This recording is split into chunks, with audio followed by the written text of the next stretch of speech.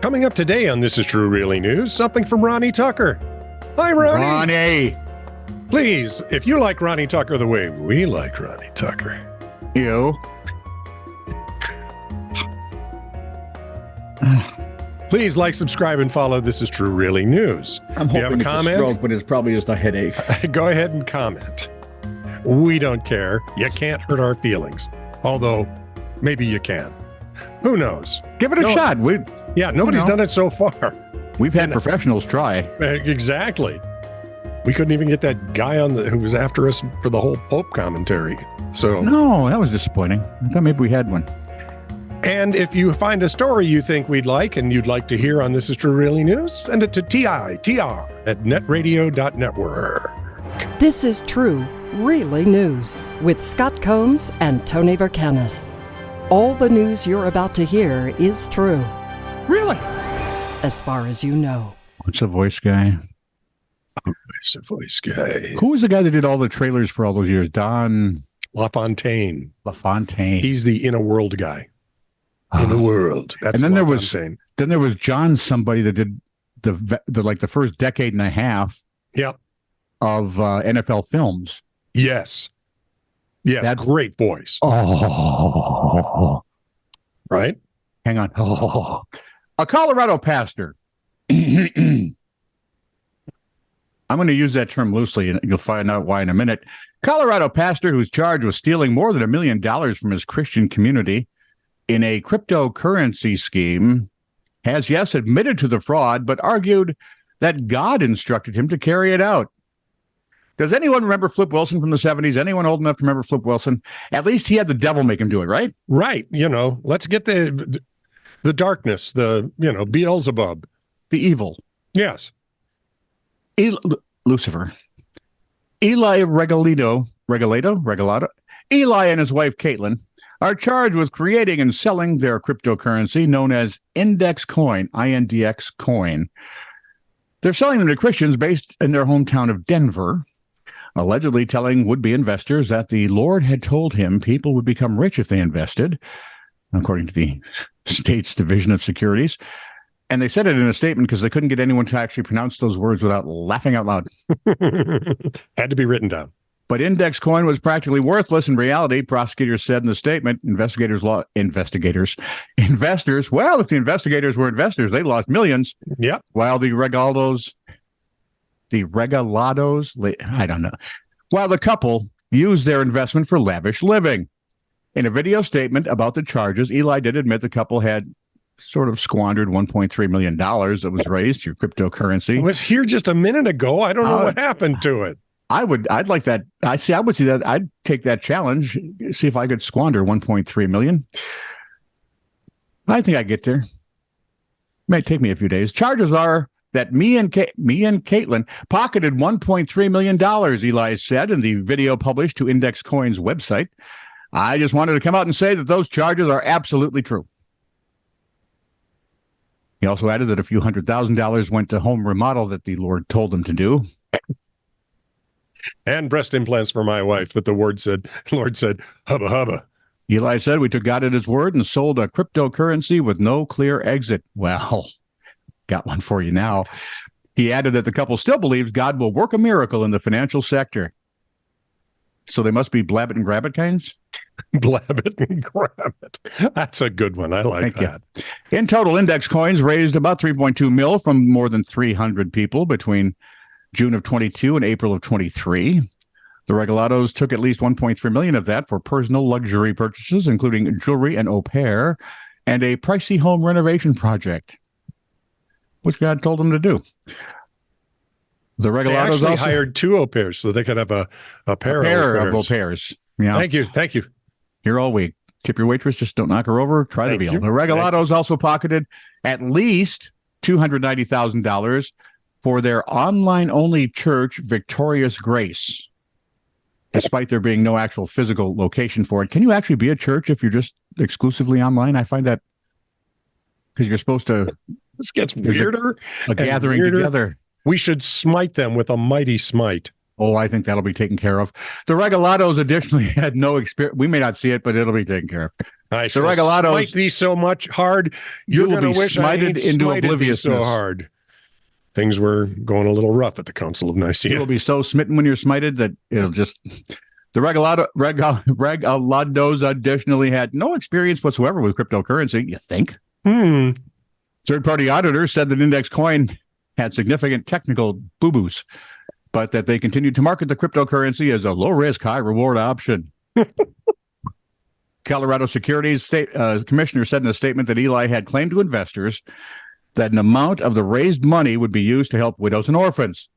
But those purported payments were also spent by the couple, according to the Denver Post story. We allege Mr. Regalado took advantage of the trust and faith of his own Christian community and that he peddled outlandish promises of wealth to them when he sold them essentially worthless cryptocurrencies, said the Securities Commissioner, Tong Chang. That's bottom line. Civil fraud charges have now been filed against the couple as prosecutors allege they violated several tenets of the Colorado Securities Act. Gee, you think? They are scheduled to appear in Denver this month.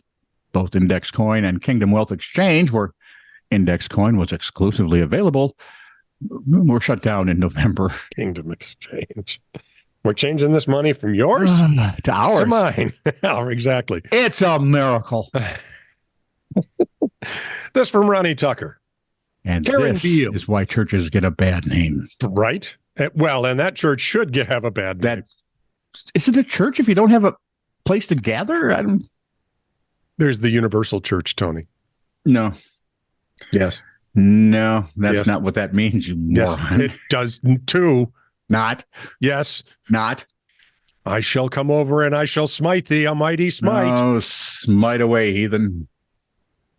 Karen Beale, 62, described as someone who wanted to help people, not harm, was found not guilty by a jury of 7 men and 5 women at So she's not Canterbury into Crown smiting. Court. No, she did no smiting whatsoever. She was here in Minnesota? No. This is Canterbury Crown Court in England. Oh, which is different than Canterbury Downs. Well, by name to start with. Only. Beale, a former factory cleaner, claimed she had been set up when she was filmed checking a jar of instant coffee that police later found had been laced with sildenafil. An erectile dysfunction treatment sold under the brand name Viagra, and That's hard to believe. and a medication for high cholesterol. That I can believe. Actually, that's true. Yeah, they use it for both. Beale told the jury she had checked one Nescafe Blend 37 coffee jar under instruction from the general manager of the company where she worked. The trial heard she was secretly filmed allegedly fiddling with the jar of instant granules. A covert camera had been set up after the firm's accountant, Katrina Gravenor, began to notice a strange taste, blue and white specks, and a slurry in her drink. Now I'm thinking Oklahoma. Plus the A pretty little slurry overwhelming with a drink urge to underneath. head to her nearest Hooters. In the 13-minute footage, It's a family restaurant. with a beach theme. In the 13-minute footage, Beale could be seen wearing blue latex gloves as she Do they picked up still the exist, jar by the way? and occasionally shook it. I have restaurant, no idea. not I just Hooters, don't. Yeah. Hooters still exist. I have that on good authority, Okay. but not the restaurant. Well, whether or not I know the euphemism for women's Yeah. items of interest. Do we know if anyone knows? The restaurant. Yes. TITR Radio Network. Thank you. Beale could be seen wearing blue latex gloves as she picked up the jar and occasionally shook it. So she's either a Serenity refugee or 2x2 with Nancy Yeah. Lou. or whacked. Though none of the chemicals were toxic, the prosecution alleged that she hoped and intended it would have some effect. Well, yeah, it did. Somebody put up a camera. See? Beale denied tampering with the coffee or having any reason to do so. She said she had been told by the general manager, keep an eye on the coffee. That's probably why she was wearing the blue gloves. No, I buy this one. I buy this story. Totally. Yeah. Now, somebody else has been digging. She's got me convinced. Did you know there's a TV station called KLKN? Gilkin? No, I think the LKN is Lincoln. K is because of what side of the river they're on. KLKN TV reported last summer an unnamed 20-year-old man from Lincoln, Nebraska, was pulled over near Norfolk as he drove his motorcycle at speeds up to and including 106 miles an hour. Sounds like he was in a hurry. He was zoom zoom. The driver, by the way, had a suspended license and, you can't make this up, had actually just left the Stanton County Courthouse where he'd been sentenced for driving with a suspended license and speeding. The judge had ordered him to pay fines for both offenses. Now, thank you. He was, in fact, charged again, and he was bonded out of jail. So I expect soon we'll have a story, I'm guessing in September, where he seems to be on a regular pulse here. Maybe they could get those guys from Brevard County to come up and make him, put him on their bad guy list. There you go. This from the New York Post. An American Airlines plane was reportedly forced to return to the gate due to high wind. Okay. According to a viral Reddit post, before most people had boarded, I observed that this man was audibly disgruntled about something, maybe hungover, had a rough day, I don't know. But as soon as he sat down... Don't you hate that when you're all gruntled and you're going on a trip and somebody's disgruntled and... Oh, right. And how do you ungruntle the guy? You can't. It's hard to regruntle someone. It's difficult. There's often popsicle sticks involved. Hang on. Ew. See, as soon as he sat down, he was grumbling about something under his breath, like effing hell or something.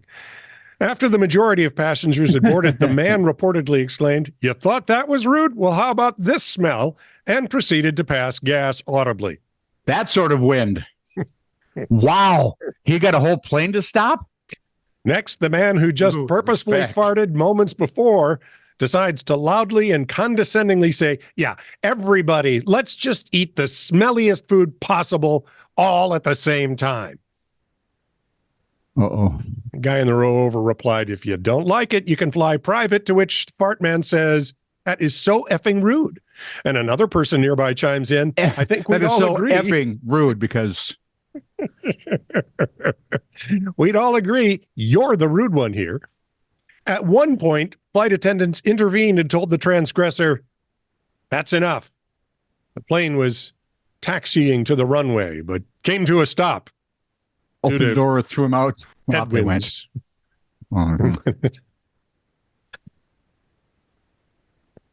Break like the wind. An announcement comes over saying, "Apologies for the interruption, but we are returning to the gate. We will give you more info when we have it." We get back to the gate, and a flight attendant comes back and informs Fartman he will not be staying on the flight. He simply replies, "I don't understand." She tells him, "We'll talk about it off the plane." Man grabbed his bag, got off the plane.